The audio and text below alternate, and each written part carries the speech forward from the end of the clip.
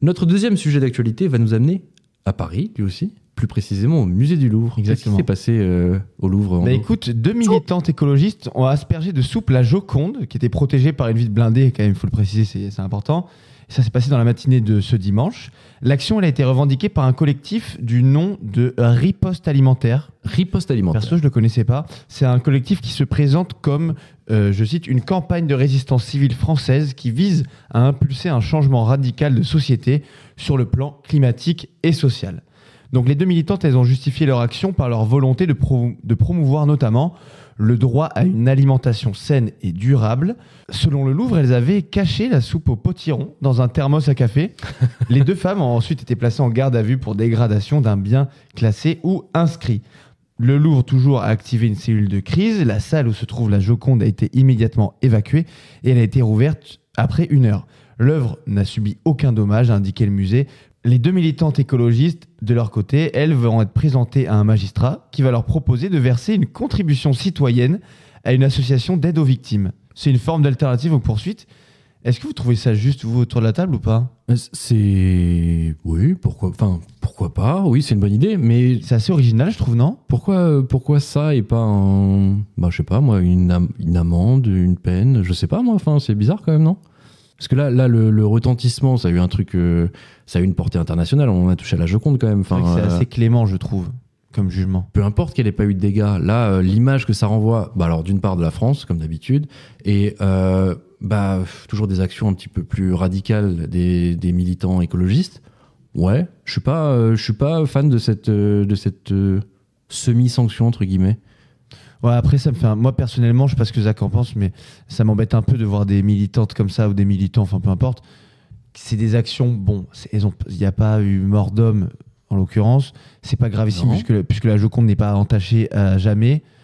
Leur donner des peines lourdes, ou même des amendes vraiment énormes, moi, ça m'embête un peu, en fait. Ça me gêne un peu. En fait, il faut répondre à la hauteur, pour moi. Elle veut faire une action symbolique, mettons une peine symbolique, voilà. Elle veut faire du bruit, nous aussi on va faire du bruit en luttant contre ça. Il faut dire que ça ne devrait pas arriver en fait.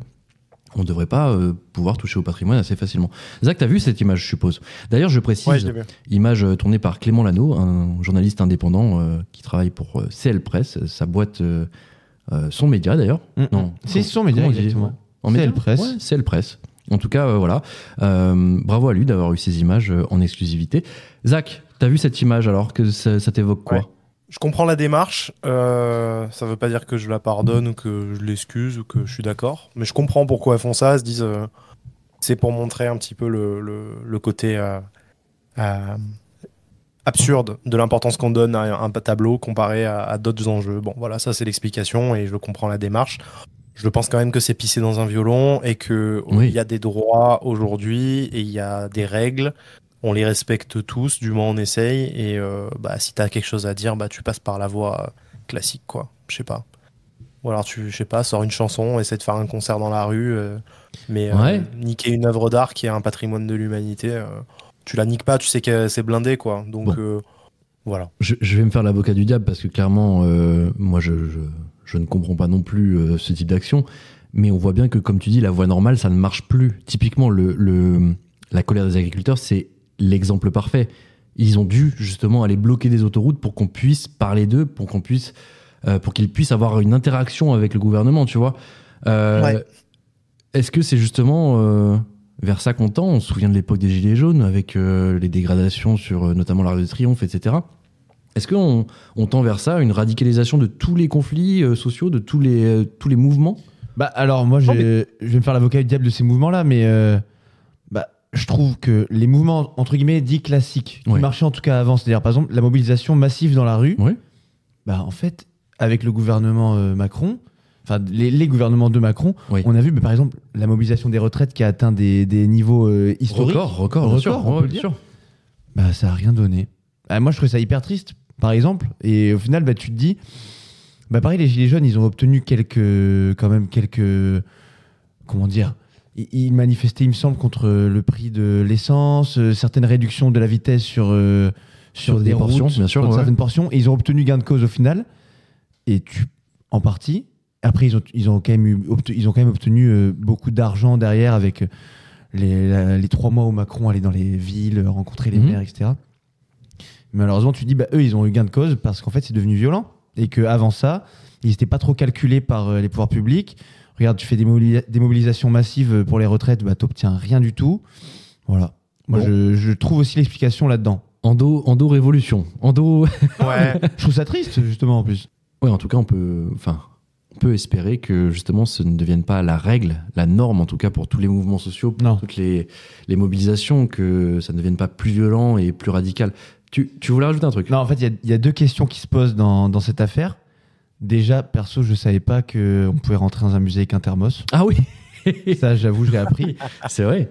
Et surtout, ça fait quand même 1 an que ce mouvement un peu existe de on va mettre de la soupe ou des trucs sur les tableaux. Oui. Ça avait commencé à Londres, il me semble, il y en a eu à Rome sur un Van Gogh aussi, etc. Mais maintenant qu'on a touché à la Joconde, tu peux pas faire mieux en fait. Donc les militants vont devoir trouver d'autres modes d'action parce qu'une fois que tu as aspergé la Joconde, tu pourras pas faire plus symbolique et plus puissant comme geste, non? En termes d'œuvres d'art, non, il n'y a pas plus symbolique, du moins en France. Donc j'ai hâte de voir comment ces gens vont se renouveler. Ouais. Parce qu'ils vont pas arrêter, c'est clair, ils sont déterminés. Il y a aucun souci là-dessus. Il y aura toujours des actions, effectivement. Mais du coup, pour rejoindre ta question, est-ce que ça va du coup donner des actions plus radicales? Puisque là, honnêtement, ce qui s'est passé ce week-end, tout le monde en a parlé en mode genre, alors vous avez vu l'image de la Joconde attaquée? Ça va pas faire bouger personne, rien sur l'écologie et tout. C'est ça que je trouve fou, moi. Enfin, on en a parlé. Et surtout qu'en plus, excuse-moi, leur mouvement, leur revendication, c'est sur une alimentation plus saine. Elle pourrait totalement se raccrocher aux revendications des agriculteurs pour aller essayer aussi de négocier des choses, d'avoir des mesures plus efficaces au niveau européen, au niveau français. Enfin, tu vois, je comprends pas. Je comprends pas. Parce que là, clairement, elles ont fini en garde à vue, elles vont avoir une forme d'amende. Non, ça ne fait avancer en rien le débat.